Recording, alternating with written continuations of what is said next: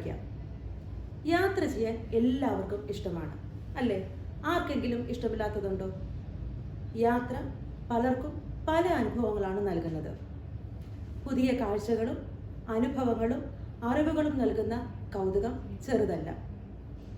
ദൂരെയുള്ള സ്ഥലങ്ങളിലേക്ക് പോകാനും അവിടുത്തെ കാഴ്ചകൾ കാണാനും ആ നാടുകളെക്കുറിച്ച് അറിയാനുമുള്ള കൗതുകം എല്ലാവരിലുമുണ്ട്. പക്ഷേ നമ്മൾ ആഗ്രഹിക്കുന്ന സ്ഥലങ്ങളിലെല്ലാം എത്തിച്ചേരാൻ കഴിഞ്ഞെന്ന് വരില്ല. എങ്കിൽ പോലും അവയെക്കുറിച്ച് അറിയാനുള്ള പല മാർഗങ്ങൾ ഇന്ന് നമുക്കുണ്ട്. ലോകത്തുള്ള ഏത് സ്ഥലത്തെക്കുറിച്ചും അറിവ് നമുക്കിത് സോഷ്യൽ മീഡിയകളിലൂടെ ലഭിക്കുന്നു. എന്നാൽ കുറച്ച് വർഷങ്ങൾക്ക് മുൻപ് ഇതായിരുന്നില്ല സ്ഥിതി. അന്യനാടുകളെക്കുറിച്ച് അറിയുന്നത് അവ സംബന്ധിക്കുന്ന പുസ്തകങ്ങളിലൂടെയായിരുന്നു. പ്രത്യേകിച്ച് യാത്രയുടെ വിവരണങ്ങൾ അടങ്ങിയ പുസ്തകങ്ങൾ. അതിനായി ഒരു സാഹിത്യശാഖ തന്നെ ഉണ്ടെന്ന് നമുക്ക് എല്ലാവർക്കും അറിയാം. ഏതാണത്? സഞ്ചാര സാഹിത്യം. വായനക്കാർക്ക് ഏറെ ഇഷ്ടപ്പെട്ട ഒരു സാഹിത്യശാഖയാണ് സഞ്ചാര സാഹിത്യം അഥവാ യാത്രാ വിവരണം. ഒരു യാത്രയെക്കുറിച്ചുള്ള അനുഭവങ്ങൾ സാഹിത്യ രീതിയിൽ എഴുതുന്നതിനെയാണ് സഞ്ചാര സാഹിത്യമെന്ന് പറയുന്നത്. സാധാരണയായി ഇത് എഴുത്തുകാരൻ നടത്തുന്ന ഏതെങ്കിലും ഒരു യാത്രയെക്കുറിച്ചോ അദ്ദേഹം അനുഭവിച്ചറിഞ്ഞ കാര്യങ്ങളെക്കുറിച്ചോ ഒക്കെ ആയിരിക്കാം. എങ്കിലും ആ നാടിനെക്കുറിച്ചും അവിടുത്തെ രീതികളെക്കുറിച്ചും അവിടുത്തെ ജനങ്ങളെക്കുറിച്ചും ഭൂമിശാസ്ത്രപരവും ചരിത്രപരവുമായ കാര്യങ്ങളെക്കുറിച്ചൊക്കെ നമുക്ക് അതിലൂടെ അറിവ് ലഭിക്കുന്നു. മാത്രമല്ല അവിടുത്തെ ഭാഷ, ആഹാരരീതി, ആചാരാനുഷ്ഠാനങ്ങൾ, ഭരണ സംവിധാനം എന്നിവയെക്കുറിച്ച് സാമാന്യമായ ഒരു അറിവ് ലഭിക്കുന്നതിനാൽ എല്ലാവർക്കും ഇഷ്ടമുള്ള ഒരു സാഹിത്യശാഖയാണ് ഇത്.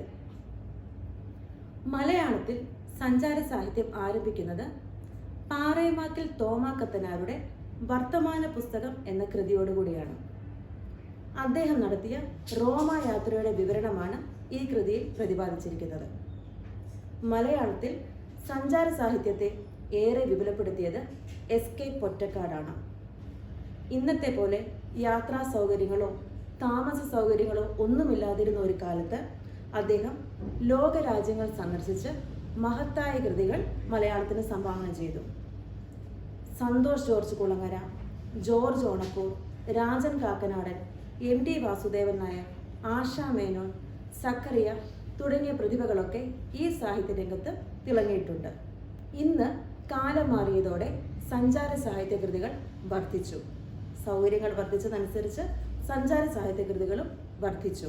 മറ്റു പല സാഹിത്യശാഖകളേക്കാൾ സഞ്ചാര സാഹിത്യ കൃതികൾ ഇന്ന് മലയാളത്തിൽ പ്രസിദ്ധീകരിക്കുന്നു. നമുക്ക് രാജൻ കാക്കനാടൻ്റെ ആകർഷകമായ ഒരു യാത്രാ വിവരണ ഗ്രന്ഥത്തിലേക്ക് കടക്കാം. അതിനു മുന്നോടിയായി സാഹിത്യകാരനിലേക്ക്. രാജൻ കാക്കനാടൻ മലയാളത്തിലെ അറിയപ്പെടുന്ന എഴുത്തുകാരനും ചിത്രകാരനുമാണ് രാജൻ കാക്കനാടൻ. 1942 ജോർജ് കാക്കനാടൻ്റെയും റോസമ്മയുടെയും മകനായി ജനിച്ചു. കോളേജ് വിദ്യാഭ്യാസത്തിന് ശേഷം ഡൽഹിയിൽ റെയിൽവേ ഉദ്യോഗസ്ഥനായി. നാടകവും സിനിമയുമായി ജീവിച്ച അദ്ദേഹം ജി. അരവിന്ദൻ്റെ എസ്തപ്പാൻ എന്ന സിനിമയിൽ അഭിനയിച്ചിട്ടുണ്ട്. 1962 മുതൽ തമിഴ്നാട്, ഡൽഹി, രാജസ്ഥാൻ, ബംഗാൾ, ബാംഗ്ലൂർ തുടങ്ങിയ സ്ഥലങ്ങളിലൊക്കെ ചിത്രകലയും പ്രസിദ്ധീകരണങ്ങളുമായി പ്രവർത്തിച്ചു. ലോകമൊട്ടാകെ സഞ്ചരിച്ചു. 1991 അന്തരിച്ചു. അദ്ദേഹത്തിൻ്റെ പ്രധാന കൃതികൾ അമർനാഥ് ഗുഹയിലേക്ക്, നേരമില്ലാത്ത നേരത്ത്, ഹിമവാന്റെ മുകൾ തട്ടിൽ തുടങ്ങിയവയാണ്. ഇതിലെ ഹിമവാന്റെ മുകൾ തട്ടിൽ എന്ന ഗ്രന്ഥമാണ് നമ്മളിന്ന് പരിചയപ്പെടുന്നത്. സാഹസികവും അവിശ്വസനീയവുമായ ഒരു ഹിമാലയ പര്യടനത്തിൻ്റെ സ്നിഗ്ധമായ അനുഭവമാണ് ഈ കൃതിയിൽ പ്രതിപാദിക്കുന്നത്. വർഷങ്ങൾക്ക് മുൻപ് ഡൽഹിയിലെ ഒരു സ്വകാര്യ കമ്പനിയുടെ ജോലിയുടെ ഇടവേളയിൽ രാജൻ കാക്കനാടൻ ഹിമാലയം ലക്ഷ്യമാക്കി യാത്ര തുടങ്ങുമ്പോൾ മലയാളികൾ ഹിമാലയ വിവരണ ഗ്രന്ഥങ്ങൾ വായിച്ചു തുടങ്ങിയിട്ട് പോലും ഉണ്ടായിരുന്നില്ല. എന്നാൽ കാലം മാറിയതോടെ ചിത്രങ്ങളിലൂടെയും വീഡിയോകളിലൂടെയുമൊക്കെ ഹിമാലയം നമുക്ക് ഏറെ പരിചിതമാണ്. ആത്മീയ തേജസ് തേടിയും മോക്ഷം തേടിയും കൗതുകം തേടിയും വളരെയധികം പേർ ഇന്ന് ഹിമാലയം ലക്ഷ്യമാക്കി യാത്ര നടത്തുന്നു. ഇവരുടെയൊക്കെ മുൻഗാമിയാണ് രാജൻ കാക്കനാടൻ. മഞ്ഞിൻ്റെ വീട് എന്നറിയപ്പെടുന്ന ഹിമാലയം ലോകത്തിലെ ഏറ്റവും വലിയ പർവ്വതനിരയാണ്. ഇന്ത്യ, ചൈന, ഭൂട്ടാൻ, നേപ്പാൾ, പാകിസ്ഥാൻ, അഫ്ഗാനിസ്ഥാൻ എന്നീ രാജ്യങ്ങളിലായി ഹിമാലയം വ്യാപിച്ചു കിടക്കുന്നു. ഭാരതത്തിൻ്റെ ആത്മീയതയും ചരിത്രവുമായി ഏറെ ബന്ധപ്പെട്ട് കിടക്കുന്ന ഇവിടം ലോകത്തിലെ ഏറ്റവും ഉയരം കൂടിയ പർവ്വതനിരയാണ്. വളരെ മനോഹരമായ ദൃശ്യാനുഭവം നൽകുന്ന ഹിമാലയത്തിൻ്റെ മനോഹാരിത നമുക്കൊന്ന് ആസ്വദിക്കാം.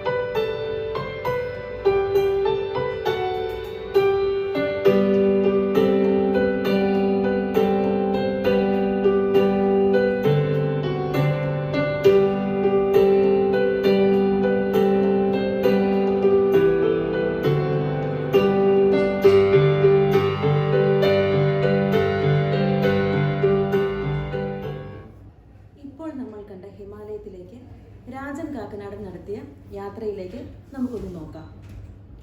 ഇന്നത്തെ പോലെ എല്ലാ സൗകര്യങ്ങളോടുകൂടിയും യാത്ര ചെയ്യുന്നവർക്ക് പോലും എത്തിച്ചേരാനാവാത്ത ഒരു ലോകം അദ്ദേഹം കീഴടക്കുന്നുണ്ട്. കുറച്ചു ദൂരമൊക്കെ യാത്ര ചെയ്യാൻ ബസ്സും മറ്റു സൗകര്യങ്ങളുമൊക്കെ ഉണ്ടായിട്ടും കാൽനടയായി തണുപ്പിലൂടെയും മഞ്ഞിലൂടെയും പാറക്കൂട്ടങ്ങളിലൂടെയും ഒക്കെയുള്ള യാത്ര വിശപ്പും ക്ഷീണവും ഒക്കെ അലട്ടിയിരുന്നെങ്കിലും അദ്ദേഹത്തിന്റെ ലക്ഷ്യബോധം ആ പ്രതിസന്ധികളെയൊക്കെ അതിജീവിക്കാൻ കരുത്ത് നൽകി. പൊതുവെ സഞ്ചാരികളൊക്കെ അവരുടെ യാത്രയിലെ ദുർഘടങ്ങളെയും ദുരനുഭവങ്ങളെക്കുറിച്ചും വേവലാതിപ്പെട്ടും സാഹസികതയിൽ അഭിമാനിച്ചും തിരിച്ചു വന്നപ്പോൾ രാജൻ കാക്കനാടൻ കണ്ടതും കേട്ടതും അറിഞ്ഞതും ജീവിതം. തുംഗനാഥിലും കേദാർനാഥിലും ബദ്രിനാഥിലുമൊക്കെ യാത്ര ചെയ്ത അദ്ദേഹത്തിൻ്റെ സമാനതകളില്ലാത്ത ആ യാത്രയിൽ അദ്ദേഹം അനുഭവിച്ച നിസ്സഹായതയും ഏകാന്തതയും തേടലും വിരഹവും കാത്തിരിപ്പും പ്രതീക്ഷയുമെല്ലാം നമുക്കും ഈ ഗ്രന്ഥത്തിൽ കാണാനാവും. നമുക്ക് പാഠഭാഗത്തിലേക്ക് കടക്കാം. അതിനു മുൻപ് ഇതിന് പശ്ചാത്തലമൊരുക്കിയ കുറച്ച് കാര്യങ്ങളിലേക്ക് നമുക്കൊന്ന് കടക്കാം. പൈൻമരക്കാടുകൾ. ഇടതൂർന്നു നിൽക്കുന്ന പൈൻമരക്കാടുകൾ ഹിമാലയ യാത്രയിലെ ഒരു മനോഹര ദൃശ്യമാണ്. അളകനന്ദ നദി. നമ്മുടെ പാഠഭാഗവുമായി ഏറെ ബന്ധം അളകനന്ദയ്ക്കുണ്ട്. ഗംഗാ നദിയുടെ ഉപശാഖകളിലൊന്നാണ് അളകനന്ദ. മറ്റൊരു മനോഹരമായ കാഴ്ച അവിടുത്തെ ഓറഞ്ച് തോട്ടങ്ങളാണ്. പച്ചയും മഞ്ഞയും ഓറഞ്ചും നിറങ്ങളിലുള്ള ഓറഞ്ചുകൾ കായ്ച്ചു കിടക്കുന്ന മരങ്ങൾ നിറയെയുള്ള ഓറഞ്ച് തോട്ടങ്ങൾ. ഇനിയുള്ളതാണ് ഏറ്റവും മനോഹരമായ കാഴ്ച. പർവ്വതനിരകൾ. മഞ്ഞ് മൂടിക്കിടക്കുന്ന വളരെ ഉയരത്തിലുള്ള പർവ്വതനിരകൾ. ഒരിക്കലും മറക്കാനാവാത്ത ഒരു അനുഭവമാണ് ഈ ദൃശ്യം നമുക്ക് നൽകുന്നത്. ഇനിയുള്ളത് അവിടുത്തെ വീടുകൾ. ശൈത്യ കാലാവസ്ഥയെ തടയുന്നതിനായി കല്ലുകൊണ്ട് മേഞ്ഞ കുടിലുകളും വീടുകളുമാണ് സാധാരണയായി അവിടെ കാണപ്പെടുന്നത്. ഇനി നമുക്ക് അളകനന്ദയെ ഒന്ന് അടുത്തറിയാം. ഗംഗാ നദിയുടെ 2 ഉപശാഖകളിലൊന്നാണ് അളകനന്ദ, മറ്റേത് ഭാഗീരഥി. നന്ദാദേവി കൊടുമുടിയിൽ നിന്നാണ് ഉത്ഭവിക്കുന്നത്. ദേവപ്രയാഗയിൽ വെച്ച് അളകനന്ദ ഭാഗീരഥിയുമായി കൂടിച്ചേരുന്നു. അളകനന്ദയുടെയും ഭാഗീരഥിയുടെയും നിറങ്ങൾ വ്യത്യസ്തമാണ്. അളകനന്ദ ഇരുണ്ടതും ഭാഗീരഥി തെളിഞ്ഞതുമാണ്. ദേവപ്രയാഗയിൽ വെച്ച് അളകനന്ദയും ഭാഗീരഥിയും സംഗമിക്കുമ്പോൾ ഗംഗ പൂർണ്ണ നദിയാവുന്നു. ഇനി നമുക്ക് പാഠത്തിൻ്റെ ഉള്ളടക്കത്തിലേക്കൊന്ന് കടക്കാം. ബദരിയിലേക്കുള്ള വഴിയിൽ പീപ്പിൾ കോട്ടിലേക്കുള്ള നടപ്പാതയിൽ രാജൻ കാക്കനാടൻ. ശൈത്യം, വിശപ്പ്, ഏകാന്തത, മാറാവ്യാധി തുടങ്ങിയവയൊക്കെ അദ്ദേഹത്തെ അലട്ടുന്നുണ്ട്. പൈൻമരക്കാടുകളിലൂടെ നടന്നു. സമതലത്തിൽ ഓറഞ്ച് മരങ്ങളെ കൊണ്ട് നിറഞ്ഞ സ്ഥലം. കുറച്ച് നടന്നപ്പോൾ ഒരു ഗ്രാമം. ആദ്യത്തെ കുടിൽ. വാതിൽക്കൽ വന്ന ഒരു മധ്യവയസ്കനോട് അദ്ദേഹം പീപ്പിൾ കോട്ടിലേക്കുള്ള വഴി ചോദിക്കുന്നു. വഴി ചോദിച്ച് വഴിയറിഞ്ഞ് മുന്നോട്ട് നടക്കുമ്പോൾ ഒരു ചോദ്യം എവിടെ നിന്നാണ് വരുന്നതെന്ന്. ദില്ലിയിൽ നിന്ന് എന്ന് പറഞ്ഞപ്പോൾ ആ വീട്ടുകാരന് ഒരു താല്പര്യം. അയാൾ ധൃതിയിൽ വീടിനകത്തേക്ക് പോയി ഒരു കത്തുമായി തിരിച്ചു വന്നു. മകൻ്റെ കത്താണ്. 1.5 കൊല്ലം മുൻപ് ദില്ലിയിൽ ജോലി തേടി പോയതാണ്. 4-5 മാസം മുൻപ് ഒരു കത്ത് വന്നു. അതിലെ അഡ്രസ്സിൽ ഇദ്ദേഹം ഈ അച്ഛൻ കത്തുകൾ അയച്ചു. പക്ഷെ അതിനൊന്നും മറുപടി ലഭിച്ചില്ല. എവിടെയോ ജോലി കിട്ടിയെന്ന് മാത്രം വിവരമറിയാം. പിന്നീട് യാതൊരു വിവരവുമില്ല. മകൻ്റെ അഡ്രസ്സ് നോക്കി അവനെ ഒന്ന് കണ്ടുപിടിക്കാമോ എന്ന് ആ അച്ഛൻ ലേഖകനോട് ചോദിക്കുന്നു. ഇളയ ഒരു പെൺകുട്ടിയുണ്ട്. അവളുടെ വിവാഹപ്രായമാകുമ്പോഴേക്കും എന്തെങ്കിലുമൊക്കെ ഒന്ന് കരുതി വയ്ക്കണം. പാലില്ലാത്ത ചായ തിളപ്പിച്ച് സൽക്കരിച്ചു. രാജൻ കാക്കനാടൻ ആ അഡ്രസ്സ് ഡയറിയിൽ കുറിച്ചെടുത്തു. മകനെ കണ്ടുപിടിക്കാമെന്ന് വാക്കുകൊടുത്തു. അളകനന്ദയിലെ ഓറഞ്ച് തോട്ടങ്ങൾ വിട്ട് യാത്രയിൽ നടന്നു തുടങ്ങുമ്പോൾ പുറകിൽ നിന്ന് ഒരു ശബ്ദം കേൾക്കുന്നു. ആരോ പിറകെ ഓടി വരുന്നു. ആ വീട്ടിലെ പെൺകുട്ടിയാണ്. 10 വയസ്സ് മാത്രമുള്ള ഒരു പെൺകുട്ടി. അവളുടെ ഇറക്കം കൂടിയ കമ്പിളിയുടുപ്പിൻ്റെ പോക്കറ്റിൽ നിന്ന് ഒരു പൊതിയെടുത്ത് ഇദ്ദേഹത്തിന് നൽകുന്നു. അദ്ദേഹം പൊതി അഴിച്ചു നോക്കിയപ്പോൾ നെല്ലിക്കയോളം വലുപ്പമുള്ള ഒരു ഉരുളൻ കല്ല്. അളകനന്ദയിൽ നിന്ന് കിട്ടിയ ആ കല്ല് തൻ്റെ സഹോദരനെ ഭായിയെ ഏൽപ്പിക്കണമെന്ന് അവൾ പറയുന്നു. അവന് വെള്ള നിറത്തിലുള്ള കല്ല് വളരെ ഇഷ്ടമാണെന്നും ആ കുട്ടി പറയുന്നു. അത് പറഞ്ഞു തീർന്നപ്പോൾ അവളുടെ ചുണ്ടുകൾ വിതുമ്പാൻ തുടങ്ങുന്നത് പോലെ. ദില്ലിയിലെത്തുമ്പോൾ അവനെ കണ്ടുപിടിച്ച് അവളുടെ ഭായിക്ക് ആ കല്ലുകൾ ഏൽപ്പിക്കാമെന്ന് പറഞ്ഞ് ഇദ്ദേഹം നടന്നു തുടങ്ങുന്നു. നിമിഷങ്ങൾക്ക് മുൻപ് നക്ഷത്രം പോലെ തിളങ്ങിയ ആ കണ്ണുകൾ അതിൻ്റെ ശോഭ മങ്ങിത്തുടങ്ങുന്നതായി ലേഖകൻ ഇവിടെ കാണുന്നു. 100 കണക്കിന് മൈലുകൾക്കകലെ മഹാനഗരത്തിൽ എവിടെയുള്ള സഹോദരനെ കാത്തിരിക്കുന്ന ആ പിഞ്ചു ബാലികയുടെയും അവളുടെ മാതാപിതാക്കളുടെയും ലോകമാണ് ലോകമെന്നും അവരുടെ ദുഃഖമാണ് ദുഃഖമെന്നും എന്ന തിരിച്ചറിവോടെ ലേഖകൻ യാത്ര തുടങ്ങുകയാണ് ചെയ്യുന്നത്. നമുക്ക് പാഠഭാഗത്തിലേക്ക് കടക്കാം. അളകനന്ദയിലെ വെള്ളാരം കല്ലുകൾ. രാജൻ കാക്കനാടിൻ്റെ ഹിമവാന്റെ മുകൾത്തട്ടിൽ എന്ന യാത്രാവിവരണ ഗ്രന്ഥത്തിലെ പീപ്പിൾ കോട്ടയിലേക്ക് ഒരു യാത്ര എന്ന അധ്യായത്തിലെ പാഠമാണ് ഇത്. 1975 ഋഷികേശിൽ നിന്ന് ആരംഭിച്ച് ഹിമാലയത്തിലൂടെ കേദാർനാഥ്, ബദ്രിനാഥ് എന്നിവിടങ്ങളിലേക്ക് നടത്തിയ ഏകാന്ത യാത്രയിലെ ഒരനുഭവമാണ് അളകനന്ദയിലെ വെള്ളാരം കല്ലുകൾ എന്ന പാഠഭാഗം. പൈൻമരക്കാടുകളിലൂടെ നടന്നെത്തിയത് വിശാലമായ ഒരു സമതലത്തിലാണ്. സമതലത്തിൻ്റെ ഒരു ഭാഗത്തു കൂടി അളകനന്ദ സാമാന്യ വീതിയിൽ ഒഴുകുന്നു. സമതലം ഓറഞ്ച് മരങ്ങളെ കൊണ്ട് നിറഞ്ഞിരിക്കുന്നു. അവയ്ക്കപ്പുറം ഉത്തുംഗമായ പർവ്വതങ്ങളുടെ അനേകം നിരകൾ ദൃശ്യമായി. ഓറഞ്ച് മരങ്ങളിൽ പച്ചയും മഞ്ഞയും ഓറഞ്ചും കലർന്ന ഫലങ്ങൾ കായ്ച്ചു നിന്നിരുന്നു. അവയ്ക്കിടയിലൂടെ കുറേ ദൂരം നടന്നപ്പോൾ അകലെ കല്ലുകൊണ്ട് മേഞ്ഞ 4-5 കുടിലുകൾ കണ്ടു. അടുത്തെത്തിയപ്പോൾ അതൊരു ചെറിയ ഗ്രാമമാണെന്ന് മനസ്സിലായി. നമ്മുടെ ലേഖകൻ പൈൻമരക്കാടുകളും ഓറഞ്ച് തോട്ടങ്ങളും ഒക്കെ കടന്ന് മനോഹരമായിട്ടുള്ള ഹിമാലയത്തിൻ്റെ ദൃശ്യങ്ങളുമൊക്കെ ആസ്വദിച്ച് നടന്നു വന്നപ്പോൾ കുറച്ച് ദൂരെ 4-5 കുടിലുകൾ കാണുന്നു. അടുത്തെത്തിയപ്പോൾ അതൊരു ഗ്രാമമാണെന്ന് മനസ്സിലാകുന്നു.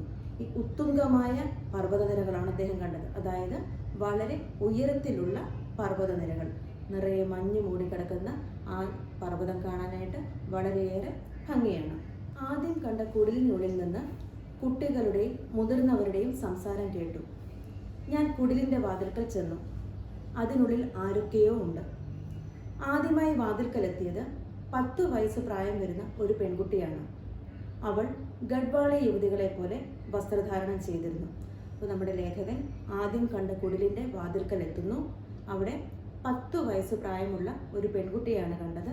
അവൾ ഗഡ്വാളി യുവതികളെ പോലെ വസ്ത്രധാരണം ചെയ്തിരിക്കുന്നുവെന്നാണ് ലേഖകൻ പറഞ്ഞത്. ഉത്തരാഖണ്ഡിലെ ഹിമാലയ പ്രാന്തങ്ങളിലുള്ള ഗഡ്വാൾ പ്രദേശത്തുള്ള സമുദായമാണ്, പുരാതന സമുദായമാണ് ഗഡ്വാളി സമുദായം. ഡെറാഡൂൺ, ഹരിദ്വാർ, ഉത്തരകാശി, ചമോളി, രുദ്രപ്രയാഗ, തേരി ഗഡ്വാൾ എന്നീ സ്ഥലങ്ങളിലാണ് ഈ ജനവിഭാഗത്തെ കാണുക. എന്നെ കണ്ട് പരിഭ്രമിച്ച മട്ടിൽ അവൾ അകത്തേക്ക് പോയി. അല്പനേരത്തിനുള്ളിൽ ഒരു മധ്യവയസ്കൻ കുടിലിൻ്റെ വാതിൽക്കൽ വന്നു. നമ്മൾ ഇതുവരെ പാഠഭാഗത്തിലെ സഞ്ചാര സാഹിത്യത്തെക്കുറിച്ചും രാജൻ കാക്കനാടനെക്കുറിച്ചും അദ്ദേഹത്തിൻ്റെ പ്രസിദ്ധമായ യാത്രാവിവരണ ഗ്രന്ഥമായ ഹിമവാന്റെ മുകൾത്തട്ടിൽ എന്ന ഗ്രന്ഥത്തെക്കുറിച്ചും ഏകദേശം കണ്ടു കഴിഞ്ഞു.